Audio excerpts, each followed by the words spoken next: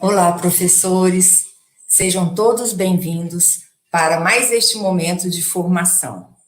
Hoje teremos o nosso primeiro módulo, Alfabetizações Possíveis em Tempos de Isolamento Social. Depois teremos mais 5 encontros, onde falaremos sobre consciência fonológica. O nosso intuito é trazer para vocês condições para a melhoria da prática em sala de aula. Sejam todos bem-vindos, desejo uma ótima formação a todos nós, que possamos fazer bom uso dos conhecimentos aqui adquiridos. Passo a palavra agora à nossa diretora de departamento, a senhora Eliette Benfica, para que possa apresentar a nossa palestrante. Boa noite. Boa noite a todos. É com muita alegria que a gente inicia mais uma formação. Essa formação ela é especial, porque ela refere-se ao nosso projeto Alfabetiza Mais. Esse projeto, hoje está acontecendo o lançamento desse projeto, que são vídeos, vídeos curtos de língua portuguesa, assim também como de alfabetização matemática. Na matemática, nós temos a professora Nídia, que vem fazendo, iniciou-se a sua formação, e a gente, no decorrer do ano, do semestre, nós continuaremos com as formações com a professora Nídia. E hoje a gente inicia com a doutora Elaine Vidal. É mais uma etapa importante desse projeto, que a gente sabe que é o maior desafio hoje que nós estamos enfrentando, o Brasil de forma geral, é a questão da alfabetização. Ela é essencial que tenha interação entre professor e aluno, ela é essencial que trabalhemos com desafios, e isso muitas vezes é difícil de acontecer quando a gente não está com esse aluno. Então, a Elaine Vidal ela vem trazer algumas possibilidades de alfabetizar nesse tempo de distanciamento social. Elaine Vidal é a nossa convidada, esse primeiro encontro é com ela. Ela é mestre e doutora em linguagem, psicologia e educação. Ela é especialista em alfabetização, especialista em ética, valores e cidadania, graduada em letras pela USP e em pedagogia. Já atuou como professora em todos os níveis da educação básica e também como coordenadora pedagógica na rede pública e privada. Ela tem uma vasta experiência também na rede pública e privada. Atualmente ela é professora universitária da Universidade São Judas Tadeu, e ela compõe o núcleo de conteúdo e formação do Saber Educação, responsáveis pela editora Ática, Saraiva e Scipione. Essas editoras são as nossas parceiras nesse projeto que a gente inicia com a doutora Elaine Vidal, e depois nós daremos continuidade com outras doutoras nas temáticas referente a essa importante formação.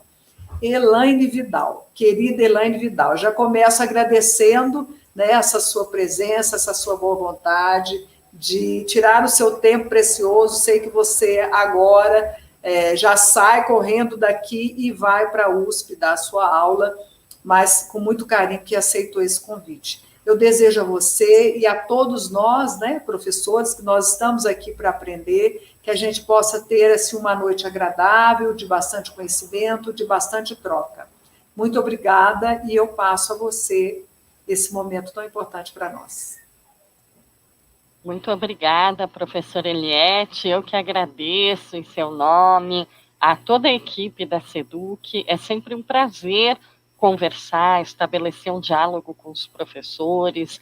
Acho que de tudo isso que você apresentou aí no meu currículo, acho que o mais importante é, de fato, a minha experiência como professora. Fui alfabetizadora por muitos e muitos anos. Hoje, na universidade, trabalho com metodologia da alfabetização, então desenvolvo pesquisa nessa área e tenho acompanhado a dificuldade que tem sido, a alfabetização é um desafio sempre, cada nova turma, cada novo aluno que chega é um desafio, e nesses tempos de ensino remoto, ensino híbrido, tem sido muito desafiador. Então, eu não venho aqui trazer respostas prontas, nem acho que ninguém tem, mas venho trazer alguns caminhos, algumas possibilidades que eu espero que possa contribuir aí com todos os professores e professoras que nos assistem. Então, desde já me coloco à disposição para depois, quem quiser trocar uma ideia, fazer perguntas, eu sigo à disposição, né? Acho que esse é um primeiro momento e a gente continua. Então, muito obrigada, viu? Eu que agradeço. Então, nós vamos começar. Como eu dizia, estou aqui na condição de professora para dialogar com vocês. Acredito que talvez muito do que eu traga possa já ser desenvolvido pelos professores. Eu sei que a rede tem um trabalho muito consistente nessa área, mas a ideia é ampliar. Eu acho que é nesse diálogo, trocando ideias, que a gente vai cada vez mais ampliando o nosso fazer docente ali, as nossas práticas cotidianas. Então, eu trouxe uma apresentação de slides que vai ilustrar um pouquinho do que nós vamos conversar hoje. Vou compartilhar aqui a minha tela.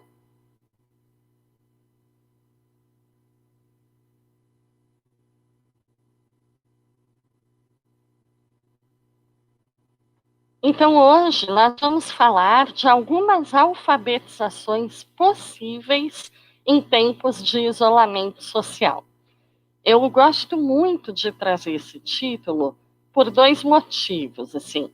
O primeiro é de um caráter mais teórico, porque me remete muito à concepção piagetiana. Piaget fala muito do possível, impossível, necessário, contingencial, né? Que a nossa estrutura cognitiva, ela nos permite enxergar e conceber algumas coisas como possíveis e não permite que enxerguemos ou que concebamos outras coisas, né? E a Adélia Lerner, que é uma educadora argentina, acredito que a maioria deva conhecer, ela tem uma obra muito boa, assim, na área da didática da língua, que é Ler e Escrever na Escola, o Real, o Possível e o Necessário. E eu acho que nesses tempos de pandemia, mais do que nunca, é preciso que nós pensemos o que é o ideal, o que é o real e o que é o possível, né? Então, queria começar fazendo um reconhecimento ao esforço de todos os professores.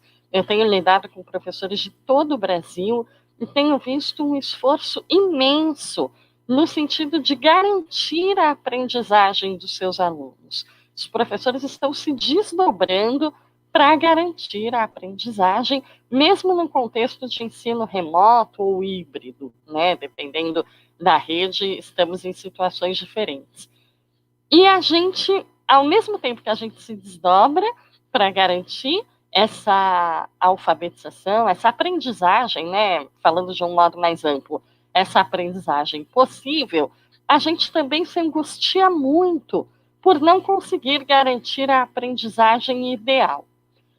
E aí eu queria começar tentando, na medida do possível também, tranquilizar aí os corações, né? Dizendo que nós estamos numa pandemia muito séria, numa pandemia que é um momento histórico, que vai ser estudado aí por anos e anos, porque alterou comportamentos, modos de vida, alterou tudo. E trouxe risco real, né? Temos um número muito expressivo de mortes aqui no Brasil. Então, muitos estudiosos, até da antropologia, comparam o momento que nós estamos vivendo a um momento de guerra, no sentido de que estamos tendo muitas perdas de vidas humanas, estamos precisando alterar radicalmente comportamentos individuais e sociais, estamos vivendo um tempo de incertezas, que não sabemos o que é o amanhã, e também um tempo de esperança pelo término de tudo isso, né? Tal como numa guerra, a gente espera um dia em que isso vai acabar. E por que eu estou falando tudo isso? Porque eu acho que, num contexto de guerra, é mais visível a gente pensar, Ora, se eu estou no meio de uma guerra, a primeira coisa que eu tenho que fazer é garantir a sobrevivência. Então, quando nós pensamos nas perdas que a pandemia trouxe à aprendizagem, elas são inegáveis. Tivemos perdas? Sim, tivemos. Estamos tendo. Mas não podemos também assumir uma culpa além daquilo que nos cabe fazer. Porque é um tempo muito difícil, é um tempo que se assemelha a um tempo de guerra. Então, é claro que existirão perdas, porém, estamos sobrevivendo, e isso já é um grande mérito, um grande ganho. E aí, dentro desse contexto, em que fizemos tudo o que era possível para sobreviver, então, fechamos escolas, depois reabrimos, dependendo do momento da pandemia, fechamos novamente, quando reabrimos em rodízio, enfim, escolas, gestores, professores, todos nós nos desdobramos, famílias fizeram aquilo que era possível. Às vezes, enquanto professor, nós temos grandes frustrações por não conseguirmos dar conta, né? Não sentirmos aquele apoio que gostaríamos das famílias, porém as famílias também, elas estão sobrevivendo na medida do possível, né? Então é um tempo de darmos as mãos, de desenvolvermos a tolerância uns com os outros, de assumirmos que tivemos muitas perdas, sim, mas que estamos fazendo o que é possível. Então, esse preâmbulo todo foi para justificar esse título da minha fala. O que nós vamos conversar aqui não é um modelo ideal de alfabetização, não é uma referência única, mas são alguns caminhos possíveis dentro do contexto atual e todas as dificuldades que ele traz e que todos nós conhecemos tão bem. Então, eu queria começar estabelecendo aqui a diferença entre princípios e práticas. Eu trabalhei durante algum tempo com a professora Thelma Vaz, ela foi, inclusive, minha orientadora numa das especializações que eu fiz, e a Thelma, ela tem uma frase muito boa que ela diz, que é uma adaptação de uma frase originalmente dita pelo Paulo Freire, em que eles colocam que toda prática docente ela é norteada por um princípio pedagógico, um princípio de cunho teórico, digamos assim. Então, toda prática, isso significa, né, traduzindo ali, que toda prática tem uma teoria que a sustenta, ainda que o professor não se dê conta dela.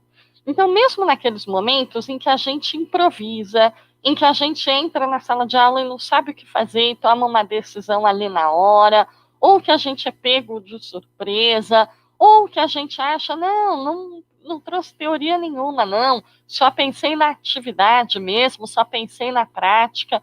Nunca é só a prática.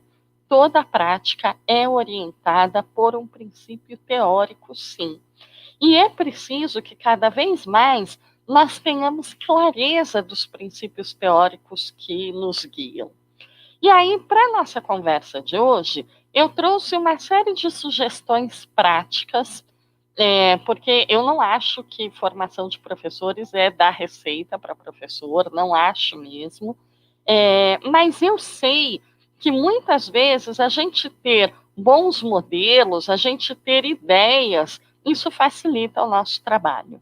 Então, eu trouxe muitas sugestões práticas, mas antes de passar a elas, eu gostaria de compartilhar um pouco de quais são os princípios teóricos que me norteiam e que, portanto, vão nortear todas essas práticas aí que eu vou dizer, tá? Para falar desses princípios teóricos, eu vou usar esse triângulo. O que é esse triângulo? Eu vou fazer referência a um estudioso francês do século XX, a maior parte da obra dele é da década de 70 e 70, que é o Chevallard. Chevallard era um estudioso da didática. ele estudava didática geral, e ele foi um estudioso que mostrou que não adianta a gente estudar só a didática geral, tal como pregava lá desde o Comênios, né, que dizia, quem entende de didática consegue ensinar qualquer coisa. Chevallard mostrou que não.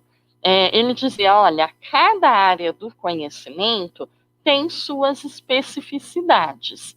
Então, para você ter uma boa didática numa área do conhecimento, você tem que entender de 3 pontos. E aí, esses 3 pontos, ele criou uma teoria que ele denominava de triangulação didática. Então, ele dizia, você quer falar sobre qualquer coisa na área da educação? Olhe para essa coisa sob o prisma da triangulação didática. Olhe para os 3 vértices e aí você vai ter uma clareza de qual é a sua visão sobre aquele assunto. Então, usando essa lente que o Chevallard nos dá com a triangulação didática, eu vou comentar aqui um pouquinho quais são, né, os meus princípios teóricos no campo da alfabetização. Então, na triangulação didática, o Chevallard dizia, olha, primeiro é preciso ter clareza do nosso olhar sobre o aluno. Então, o que a gente entende, como é que a gente concebe esse sujeito que aprende, né, esse estudante, e como é que a gente acredita que se dão os processos de aprendizagem dele.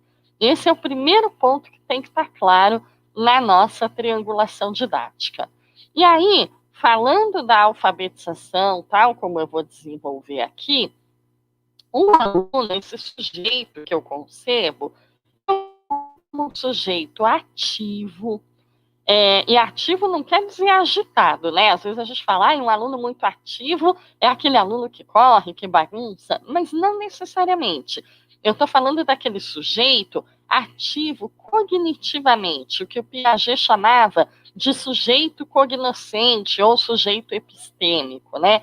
Que é aquele aluno, seja ele adulto ou criança, mas aquele aluno que está sempre pensando sobre o mundo ao seu redor, aquele aluno que questiona, aquele aluno que levanta hipóteses, que busca compreender o mundo à sua volta, que atribui sentidos próprios a tudo aquilo com que ele interage e que é protagonista do seu processo de aprendizagem. Então, eu concebo o estudante dessa forma e todas as sugestões e ideias práticas que eu vou trazer aqui consideram um aluno sob esta perspectiva. Chevallard também fala, então, que na triangulação didática eu tenho que ter clareza do aluno e seus processos de aprendizagem e também tenho que ter clareza do saber. O que é esse saber? É o meu objeto de conhecimento, que quando passa pela transposição didática, vem para a sala de aula, se transforma em objeto de ensino. Então, no caso da alfabetização, qual é o nosso objeto de ensino? É a língua escrita. Então, qual é a minha concepção de língua escrita aqui nesse viés? Eu considero a língua uma prática dialógica, ali partindo de uma visão do Bakhtin, que é um grande linguista russo, né, que ele fala que toda língua é uma prática dialógica, independente de ser oral ou escrita. Então, na língua escrita, eu tenho permanentemente uma interação autor-leitor. Por quê? Porque no momento que o autor escreve, o leitor não está ali do lado dele, mas está na cabeça. Então, eu escrevo tendo meu leitor ideal. Quer um exemplo disso? Quando a gente está lá na sala de aula e a gente precisa mandar um bilhete para uma mãe. E às vezes é aquela mãe que dá trabalho, que você sabe que tem que tomar muito cuidado com o que diz. A gente começa a escrever, e aí a gente para, a gente relê com o olhar daquela mãe. Não, se ela lê isso, ela vai entender tal coisa, então eu vou mudar aqui. Quer dizer, você está interagindo com o seu leitor, mesmo que ele não esteja ali. E o contrário também é verdadeiro. Quando a gente lê um texto, a gente mergulha nas ideias do autor, a gente está interagindo com ele. Então, a língua é sempre uma prática dialógica, ela é sempre uma forma de interação, e a escrita, especificamente, eu não a considero como um código de transcrição da oralidade, ou seja, eu não transcrevo para o papel exatamente aquilo que eu falo, mas a escrita ela tem todo um sistema de representação, até porque ela tem elementos que na oralidade não estão presentes, né? E vice-versa. Então, na oralidade, por exemplo, tem entonação de voz, tenho gestos, coisa que na escrita eu não tenho. Já na escrita, eu tenho pontuação, eu tenho ortografia, eu tenho alternância entre letras maiúsculas e minúsculas, que são elementos que vão dar sentido e que não têm correspondência na oralidade. Então, fechando, eu concebo o nosso objeto de ensino da alfabetização, que é a língua escrita, eu considero como uma prática dialógica, interativa, e como um sistema de representação com suas normas e regulações próprias, né? Aí, voltando ao Chevalar, bom, então eu já sei como eu concebo o aluno, eu já sei como eu concebo o objeto de ensino, eu preciso saber como eu concebo a minha prática docente, eu, professor. Esse P aí é de professor. Então, como é que eu concebo a ação do professor? Qual é a didática específica que eu acredito? Eu acredito no ensino por resolução de problemas, e aí, evidentemente, eu não estou falando só de problemas matemáticos, mas quando a gente fala no ensino por resolução de problemas, é um ensino instigante, um ensino desafiador, um ensino que traz propostas que são, ao mesmo tempo, difíceis, mas possíveis. Porque se eu trago uma proposta muito fácil, pouco desafiadora, eu não gero aprendizagem, porque a criança vai fazer ali em 5 minutos, acabou, não repercute na aprendizagem dela. E, ao mesmo tempo, se eu trago uma proposta tão difícil que se torna impossível, eu também não gero aprendizagem, porque a criança vai desistir. Então, eu tenho que achar essa medida do difícil, mas possível, que é o ensino por resolução de problemas. Acredito num ensino que promove a interação, então, seja a interação entre as crianças, não acredito naquele ensino individual, cada um fazendo o seu, não, acho que os alunos têm que interagir entre si, na interação com o professor, então o professor saber promover os agrupamentos, saber organizar os recursos e espaços, saber fazer as intervenções mais potentes em cada momento, e acredito na reflexão permanente. Acho que as nossas propostas de ensino, elas sempre devem ser propostas reflexivas.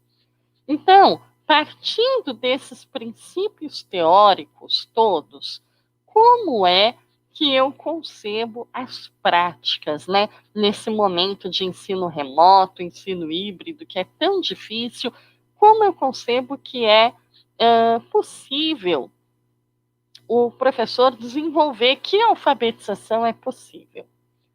Bom, quando a gente pensa nas práticas docentes nesse momento de ensino remoto e ensino híbrido, a gente tem muitas variações, né? Desde variações em cada região do Brasil, em cada cidade, mas mesmo aí, dentro da rede, vocês certamente têm muitas variações. O bairro é de um jeito, dentro de um bairro, cada escola é de um jeito, dentro da escola, cada turma é de um jeito, e dentro de cada turma eu tenho muitas variações entre as famílias. Então, eu tenho aquele aluno que eventualmente até consegue assistir uma aula online, por exemplo, usando lá uma plataforma, consegue ter um acesso.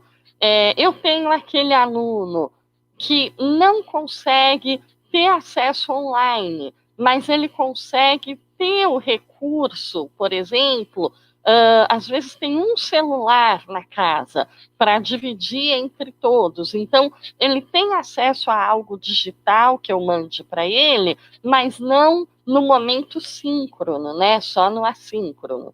E eu tenho aquele aluno que não tem acesso de jeito nenhum, não tem internet, não tem celular. Então, para eu conseguir alcançá-lo, só através de atividades eventualmente impressas, né? Às vezes é aquela família que depende da escola até para alimentação.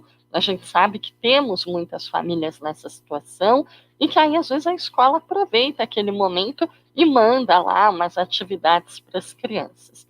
Então, não daria para eu falar aqui num modelo único, numa prática única, justamente porque nós temos essa diversidade imensa de realidades. Então, eu vou dividir a minha fala usando o critério básico que nós temos usado, que são os momentos síncronos, ou seja, aquele momento que eu consigo estar com o meu aluno, com aqueles estudantes que podem ser minoria, mas existem, aqueles estudantes que conseguem entrar num Zoom, num Google Meet, seja a plataforma que eu disponibilizar. Então, se eu tenho um aluno que consegue, eu devo pensar em momentos ali para ele. E os momentos assíncronos, que aí incluem todos os outros, incluem aqueles que só conseguem ter acesso a atividades impressas, aqueles que conseguem o WhatsApp ou Telegram, e aqueles a quem eu vou propor não uma atividade, mas um roteiro para que ele vivencie práticas sociais de leitura e de escrita. Como assim? Quando a gente fala que a gente concebe o aluno como um sujeito ativo, esse sujeito ativo, ele não parou de pensar só porque ele está fora da escola. Então, os nossos alunos, mesmo aquele que a gente não conseguiu alcançar um ano, alguma aprendizagem ele teve nesse tempo. Pode ser uma aprendizagem que não tenha nenhuma relação com a alfabetização, mas alguma coisa ele aprendeu. Então, às vezes, eu tenho que pensar em como aproximar, né, a leitura e a escrita disso tudo que os meus alunos estão vivenciando. E aí eu resgato uma fala da Emília Ferreiro, quando ela diz que a escrita é importante na escola, pelo fato de que é importante fora da escola e não o contrário. Então, quer dizer, nós vivemos numa sociedade grafocêntrica. O que é isso? É uma sociedade que privilegia a cultura escrita. E aí é só porque a nossa sociedade é dessa forma que a leitura e a escrita tem um peso tão grande dentro da escola. Não é o contrário. A gente não usa a leitura escrita no dia a dia porque a escola nos ensinou que era importante. Não. Como a leitura e a escrita são absolutamente necessárias no nosso cotidiano, a escola dá um peso para ela. E aí, a gente pode relembrar, durante muito tempo, o nosso esforço era o de aproximar as práticas escolares de leitura e escrita daquelas práticas não escolares, né? Então, sair do texto da cartilha, partir para textos mais interativos, para práticas sociais de leitura e escrita. Com a pandemia, esses muros se romperam. Então, eu só tenho a opção das práticas sociais, de fato. E aí, eu resgato aqui, desde o começo, quando começou a pandemia, ensino híbrido, a gente lá na USP começou a ser muito consultado, eu fui chamada em muitos lugares para falar, lá no comecinho, né? Acho que hoje a gente já tem aí mais de um ano de pandemia, muitas coisas que nós não sabíamos, nós sabemos hoje, né? Então, muitos professores que não sabiam lidar com a tecnologia viraram verdadeiros editores de vídeos, né? Sabem usar recursos tecnológicos, tudo isso. Acho que nós conseguimos minimamente ali pensar em algumas alternativas viáveis. Mas lá no início, quando não tinham caminhos, e eu recebia essas consultas, né? O que a gente faz? Como pensar na alfabetização? Um caminho que eu resolvi seguir e que eu tenho acompanhado algumas redes de ensino e tenho visto bons resultados é a teoria das 4 situações didáticas fundamentais. Essa teoria ela é desenvolvida pelo grupo de educadoras argentinas aí, que tem como representantes a Adélia Lerner, a Mirta Castedo, a Cláudia Molinari, a Ana Maria Kaufmann. Então, elas defendem que, independente de pandemia, isso elas já falavam muito antes, para você garantir a alfabetização, considerando esse sujeito ativo, considerando o ensino reflexivo, considerando as práticas sociais de leitura e de escrita, você precisa lançar mão de 4 situações didáticas fundamentais, que são a leitura pelo professor, ou seja, quando o professor lê para o seu aluno, a leitura pelo aluno, ou seja, quando eu dou na mão do meu estudante os textos, mesmo antes dele estar alfabetizado, para que ele possa, através de indícios, né? Então, letra inicial, letra final, imagem, que ele possa ir fazendo aquela leitura mais inferencial. Então, leitura pelo professor, leitura pelo aluno, escrita pelo professor, que são as famosas situações de texto coletivo, né, em que os alunos ditam e nós atuamos como escriba, e escrita pelo aluno, que são os momentos em que a gente pede que o aluno escreva dentro da hipótese de escrita que ele tem naquele momento. Então, nós vamos pensar aqui nessas 4 situações didáticas fundamentais: leitura pelo professor, leitura pelo aluno, escrita pelo professor e escrita pelo aluno. Então, pensando na leitura pelo professor, o que é possível fazer nos momentos síncronos? Então, nos momentos síncronos, com aquele aluno que consegue ter acesso às plataformas, eu posso fazer leituras diárias no momento da aula online, tal como a gente recomenda que se faça no presencial, né? Que toda aula seja aberta com uma leitura de fruição. É recomendado, então, nas aulas online, vamos começar lendo um texto, e aí eu vario os gêneros textuais que eu vou trazer. Então, um dia eu trago uma notícia sobre a pandemia, outro dia eu trago uma piada, outro dia eu trago um conto, outro dia eu trago um artigo de opinião, enfim. Eu vou diversificando, mas eu vou fazendo leituras nas aulas online. Uma outra possibilidade é trabalhar com os livros físicos nas aulas online. Então, é muito bom, na hora da leitura, eu estar com o livro na mão, mostrar para o meu aluno aquilo que a gente faz na sala, né? Mostrar autor, mostrar editora, ilustrador, se tiver, capa, contracapa, discutir. As aulas online nos permitem tudo isso. Se eu não tenho, às vezes eu, professor, não tenho um acervo na minha casa que me permita fazer isso. Nós temos muitos PDFs que foram disponibilizados pelas editoras durante a pandemia, e aí eu estou falando da Ática, Saraiva e Scipione, que são as editoras que eu represento, mas várias outras também têm, é só vocês procurarem no Google. Muitas editoras disponibilizaram PDFs das suas obras de literatura infantil e juvenil. Então, vamos baixar, vamos usar, né? E aí, se eu não tenho livro físico, eu faço uma leitura compartilhada ali, né? Compartilho a minha tela, tal como eu estou compartilhando com vocês, e o aluno vai acompanhando a leitura. E se eu não encontrei, procurei no Google, não achei, onde eu posso buscar? No domínio público. Então, o domínio público ele tem um acervo grande, inclusive de obras de literatura infantil e juvenil. Então, onde buscar, a gente tem. Agora é hora da gente garantir essa leitura nos momentos síncronos. Mas e aquele aluno que eu não consigo, que não tem acesso a um Google Meet, a uma plataforma, eu só consigo alcançá-lo nos momentos assíncronos? Será que dá para eu continuar lendo para ele? Para eu continuar desenvolvendo situações de leitura pelo professor? Dá sim. Então, nos momentos assíncronos, eu posso, por exemplo, gravar áudios de WhatsApp.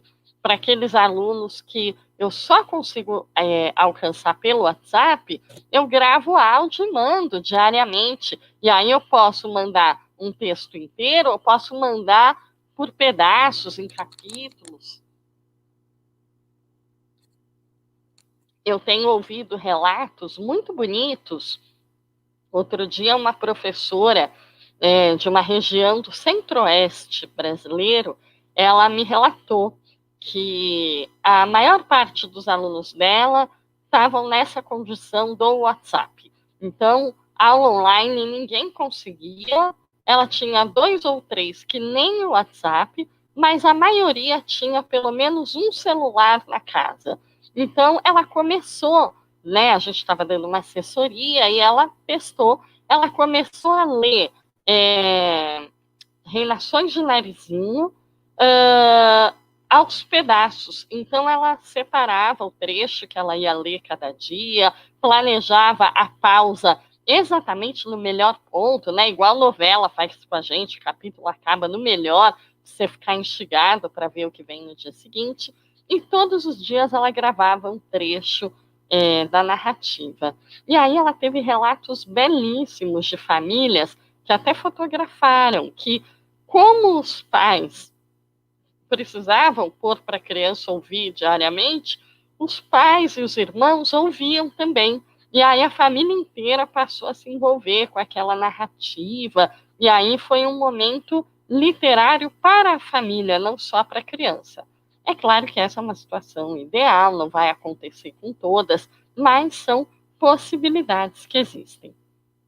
Uma outra possibilidade, se eu quiser incrementar, não quiser mandar o áudio simples, eu posso gravar podcasts com leituras. Então, um dia eu vou ler um poema, um dia eu vou ler um conto, um dia eu vou ler uma novela, uma quadrinha, uma parlenda. E aí, no podcast, eu tenho programas. E aqui eu trouxe alguns nomes possíveis de programas que têm versões gratuitas para a criação de podcasts, como Anchor, Speak Studio, Podbean. E aí você consegue, nesses programas, selecionar uma imagem, e aí fica igual o podcast mesmo. Tem a imagem, pode ter uma musiquinha de introdução, de final, e a sua leitura. Então, é um jeito de mandar um áudio um pouquinho mais elaborado. E eu também posso, às vezes, se eu quero manter o vínculo, né? Tem professores que falam assim para mim, Elaine, eu não consigo ver os meus alunos, porque poucos têm acesso online, e dos que têm, eles não abrem a câmera, porque eles moram em regiões muito difíceis, né? Não querem mostrar a casa onde vivem, então eu não vejo. Mas eu sei o quanto é importante para eles me ver. Então, são professores que fazem essa leitura e gravam em vídeo, né? Vão lendo, vão gravando no vídeo, e aí mandam um vídeo com a sua leitura. Emocionalmente, isso dá um conforto para a criança. Então, aqui são algumas possibilidades da situação didática fundamental 1, que é a leitura pelo professor. A situação didática fundamental 2 é a leitura pelo aluno. Então, é quando eu coloco o aluno para tentar ler, mesmo sem estar alfabetizado. Nas aulas online, eu posso fazer isso através de PowerPoints, então eu posso compartilhar um PowerPoint e colocar os desafios, colocar palavras ou frases e pedir para que os alunos leiam, né? Colocar capas de livro, pedir para eles descobrirem qual é o título, enfim. Eu posso montar PowerPoint ou outro programa aí que use a apresentação e desafiar os alunos a lerem. Eu posso fazer jogos online, como, por exemplo, o Kahoot, que é uma plataforma que tem jogo, as crianças, jovens adoram, ou até resgatar alguns jogos tradicionais, né? Por exemplo, uma brincadeira de Reizinho Mandou. Então, as crianças estão na sua casa e eu vou brincar. Reizinho mandou! Aí eles lá, fazer o quê? Eu quero ver quem consegue trazer aqui primeiro para mim uma esponja. Só que aí, ao invés de eu falar, eu mostro a palavra. Quem consegue trazer? Palavra, esponja. E aí é o desafio da criança conseguir ler o que está escrito, e aí ela vai correr para buscar uma esponja na casa dela e trazer e mostrar, né? Então eles adoram, é um contexto lúdico em que a leitura é colocada como um desafio a mais. Uma outra possibilidade eu pedi para os alunos, e aí eu vou fazendo um rodízio, para que eles controlem o chat. Por exemplo, quando a gente faz uma apresentação, às vezes o chat não fica visível para a gente. E aí eu posso combinar, fulano, hoje você é responsável pelo chat. Você vai olhar aí e cada pergunta dos seus colegas que entrar, você vai ler para mim no microfone. E aí eu vou fazendo um rodízio. Eu estou trabalhando a leitura desse aluno. Ou uma outra situação é trabalhar a prática da leitura em voz alta, às vezes articulada com outra turma. Então, nós somos do primeiro ano A.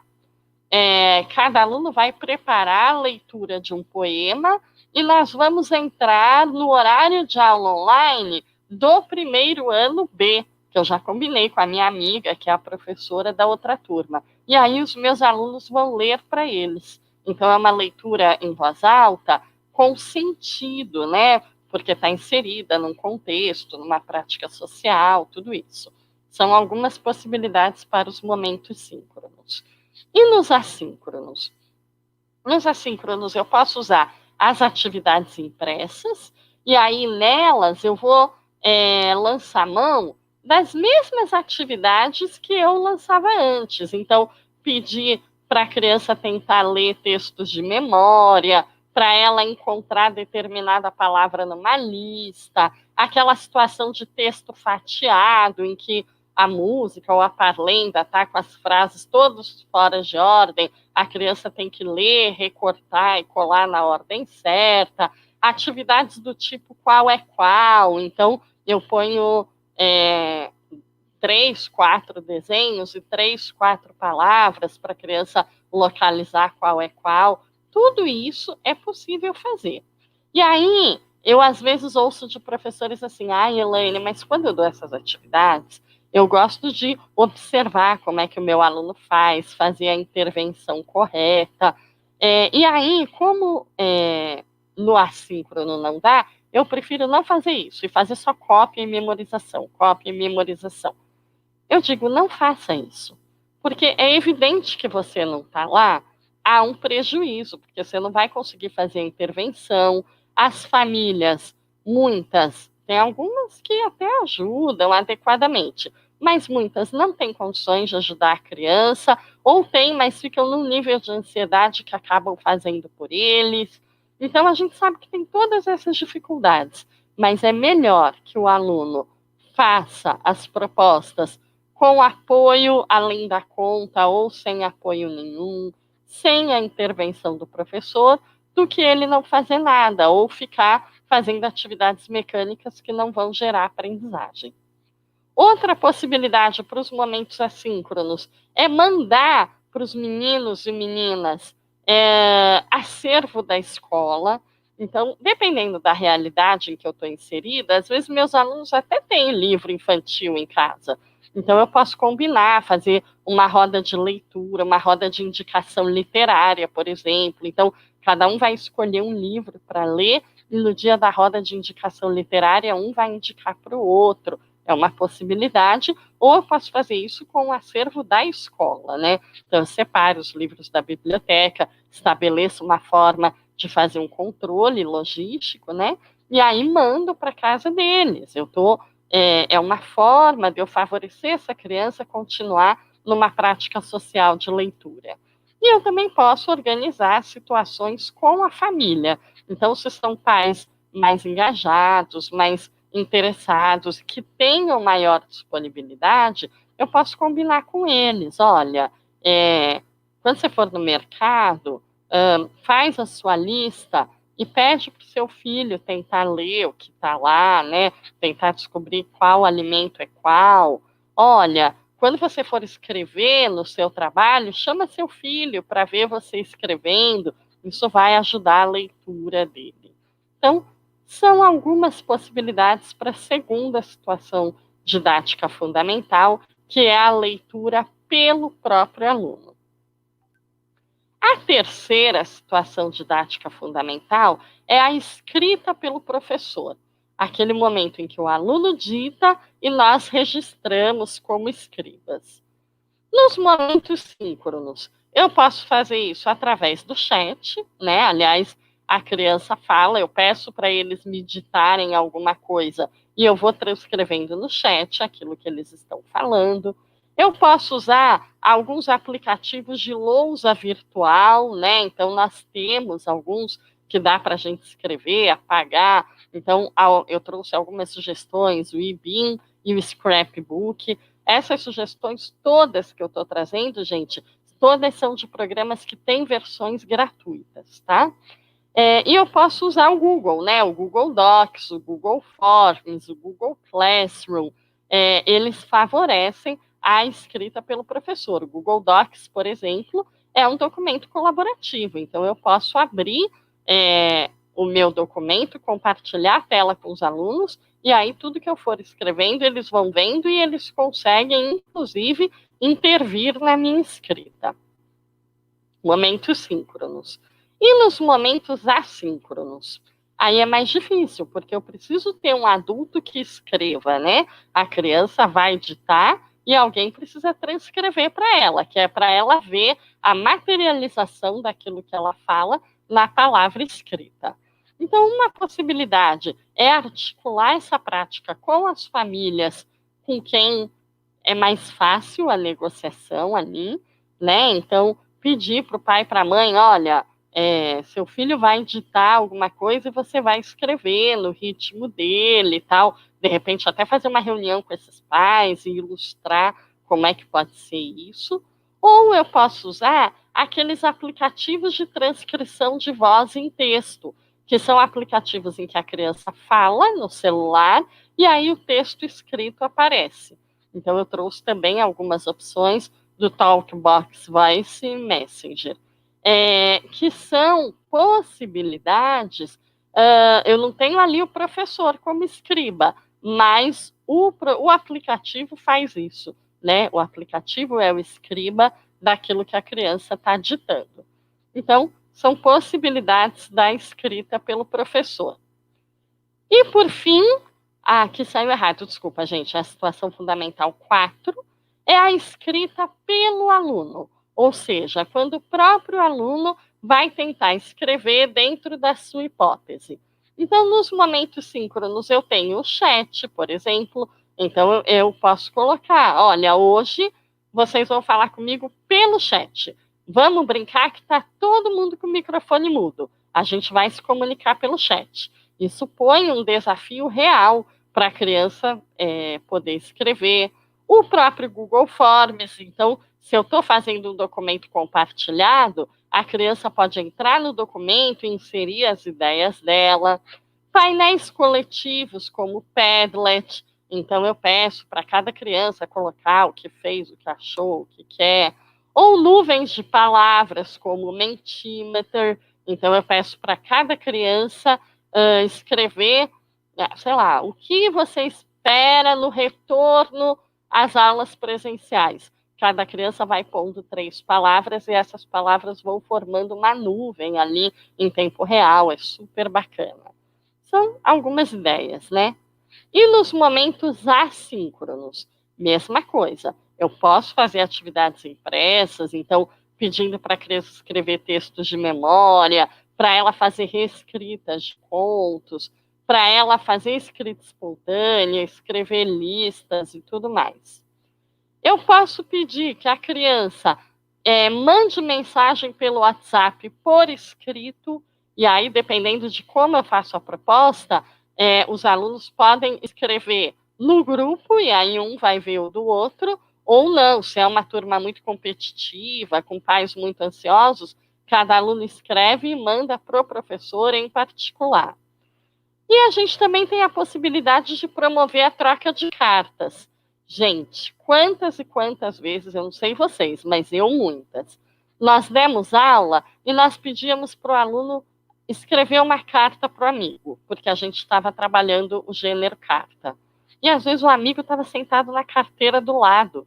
Então não fazia sentido nenhum. Não era uma prática social contextualizada, real. Porque eu não preciso da carta, eu poderia virar e falar. Hoje, a carta tem um contexto social real e relevante. Por quê? Porque eles estão longe uns dos outros. Então, a carta é, sim, uma forma de comunicação. Tá? Então, algumas ideias aí dos momentos assíncronos. E aí, para fechar a minha fala, então, eu trouxe algumas referências bibliográficas para quem quiser saber mais, quiser se aprofundar em alguns dos temas que eu falei. E, mais uma vez, eu deixo aqui, então, a minha sugestão. Não quero abrir mão dos meus princípios e voltar a fazer família silábica. Olhe para as suas atividades sob o prisma das 4 situações didáticas fundamentais. Isso ajuda a dar um norte. E, mais uma vez, também o meu reconhecimento, parabéns a todos os professores, o que nós estamos fazendo está sendo incrível. A sociedade pode não reconhecer, mas nós sabemos o quanto está duro, o quanto está pesado aí e o quanto a gente tem se desdobrado para isso. Né? Então, eu agradeço mais uma vez por toda a confiança e fico à disposição para conversas, para colocações, o que vocês acharem aí. É um prazer estar aqui com vocês.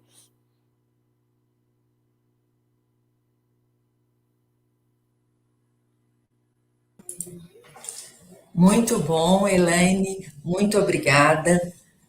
Muito interessante a sua fala, eu aprendi bastante. Acredito que tenha sido muito útil também para todos os nossos professores. Eu espero que sim. É um tempo que nós aprendemos juntos, né, Gisele? Mais do que nunca. Sim, sim. E você relatou muitas situações que são vividas por nós aqui em Varginha. Muitas situações de família que acredito são semelhantes no nosso país e, por que não, no mundo, né? Nós temos crianças que recebem auxílio e que estão progredindo, temos crianças que estão sendo, assim, mediadas por profissionais e estão conseguindo crescer, temos famílias que estão se empenhando muito de ajudar, mas não tem tantas condições para isso, e temos também, infelizmente, aquelas crianças que estão sem mediação nenhuma, estão eles por eles. Então, essa é a nossa grande preocupação, de trabalhar para atender todos. De todos nós. E foi daí que eu optei por organizar minha fala dessa forma, porque se na sala de aula eles já são tão diferentes, né? Aquela história de turma homogênea é um mito.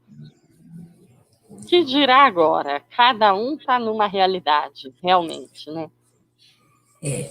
Mas vai passar esse tempo, como você citou, de guerra, que a gente está vivendo como se fosse tempo de guerra, vai passar, tudo ficará bem, nós vamos ter outras realidades, né? Tudo mudou muito, nós aprendemos muito, e nós vamos evoluir na educação, porque quantos séculos trabalhamos de uma forma arcaica, vou dizer assim, e agora com todo esse conhecimento imposto pelo momento pandêmico, nós vamos evoluir, nós vamos fazer uso de tecnologias e a educação vai ter uma cara nova. Então, nem tudo na vida é ruim, a gente sempre tem que olhar o lado bom de tudo. Com certeza, eu acho que nós aprendemos demais, vivemos, sei lá, talvez um século e um ano e meio aí em termos de evolução, né?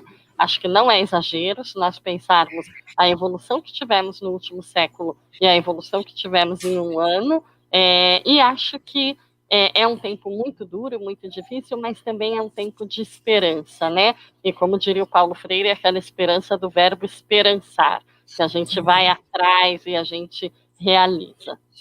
Isso mesmo. Eu queria aproveitar esse momento de fala e dizer aos nossos professores que a lista de presença estará na descrição do vídeo, né, para vocês poderem assinar. Chamo agora a Lidiane para dar uma palavrinha também, e a Eliette, para que a gente possa, então, nos despedir de você e, mais uma vez, agradecer muito, de coração, e que esse nosso projeto aqui, o Alfabetiza Mais, tenha bons frutos, que a gente consiga, mesmo que à distância, atender as crianças nessa evolução da leitura e da escrita. Muito obrigada.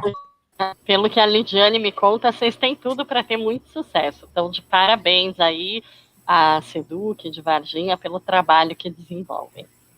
Elaine, encantada.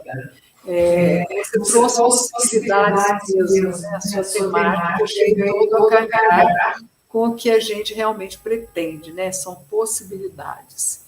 E a gente está vendo a nossa queridíssima Lidiane, né? A Lidiane é responsável por esse contato que a gente teve com a Elaine, né?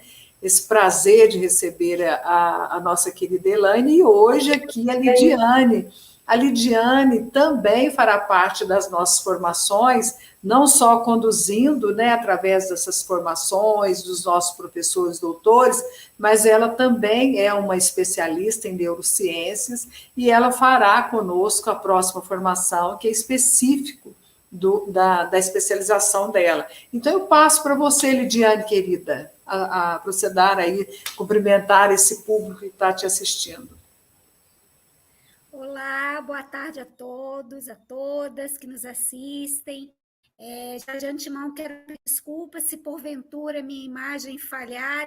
Mas hoje a internet resolveu brincar comigo, coisas de tecnologia, né? Hoje nós tínhamos aí uma agenda bem cheia, mas enfim. Quero muito agradecer a oportunidade à Secretaria Municipal de Varginha, Eliette, as meninas da Secretaria de Educação, agradecer a todos os professores que estiveram aqui presentes, agradecer a minha equipe. A sua internet está picotando, está falhando, Lidiane, a gente não está conseguindo te ouvir. Acho que vou tentar, só um minutinho. Eu acho que eu vou tentar pelo celular. Tá, enquanto você tenta aí, Lidiane, a gente continua aqui o nosso bate-papo com a Elaine, pode ser? Pode ser. Tá bom. Então, eu vou falar um pouquinho com a Elaine Vidal da sua apresentação. E, Elaine, a gente está com esses vídeos, né, que a gente tenta com os professores interagir com as famílias, com as crianças nesse projeto do Alfabetiza Mais. E aí você falou das sílabas, aí eu fiquei, nós estamos trabalhando com o método silábico, mas partindo de um texto, né? Então a gente está, o letramento sempre presente, né, com essa função social da escrita, mas com o método silábico, né? Então, só para a gente deixar claro que é um método, assim como tantos outros, né? E a nossa professora que vai conduzir esse trabalho, ela é uma alfabetizadora que já alfabetiza por esse método e vem agregar aqui, compartilhar conosco esse momento de Alfabetiza Mais, tá bom? Lidiane, consegue falar agora, meu bem? Eu acho que a Lidiane... A gente... A sua internet hoje não está legal, Lidiane. Não está contribuindo. Então, acho que agora deu. Agora melhorou. Agora melhorou. Só agradecer a vocês a oportunidade, me colocar à disposição da rede e retomar a fala anterior, né? Eu disse a você que quando a Elaine estivesse aí presente, que eu teria certeza que ela enriqueceria muito o trabalho, que a profissional. Mais uma vez, muito obrigada. De novo, a gente não está conseguindo, Lidiane. Agora travou tudo, Lidiane.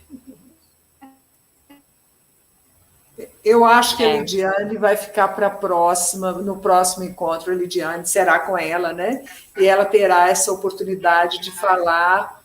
Lidiane, nós estamos encerrando aqui, Lidiane, a sua internet está muito ruim, não está contribuindo. É verdade, eu acho que hoje não vale a pena, Eliette. Inclusive, está dando microfonia, que você deve estar com 2 aparelhos ligados aí, tá bom? Então, a gente vai despedindo. Sem problemas, eu agradeço muito, viu? Obrigada a você. De novo, agradeço a Lidiane. E Elaine Vidal, a gente não quer perder o contato com você. Algumas perguntas nós encaminharemos, né? Se você puder responder. E quem sabe a gente se encontra de novo. A gente se encontra em breve. As suas dicas foram fenomenais, né? Importante, muita coisa a gente já está fazendo, outras nem tanto, né? O acesso à tecnologia dos nossos pequenos ainda é um problema sério, mas o grupo do WhatsApp ele é muito utilizado. A Vânia Flores tem feito formações maravilhosas para usar toda essa ferramenta a favor da aprendizagem das nossas crianças.